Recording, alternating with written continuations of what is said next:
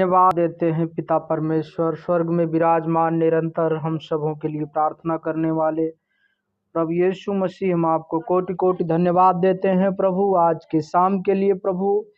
आज की शाम सारे भाई बहनों के लिए आशीषों की शाम होने पाए प्यारे पिता।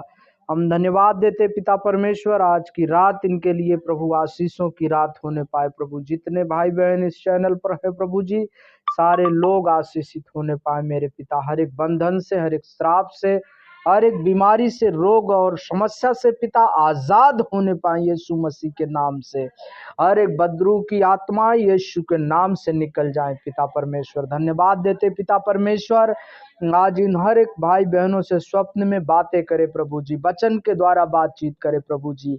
और पिता परमेश्वर कल के दिन बड़ी गवाही के साथ आने पाए प्यारे प्रभु जी। धन्यवाद देते हैं, ये सारी प्रार्थना उद्धार करता प्रभु यीशु के नाम में मांगते हैं, आमीन।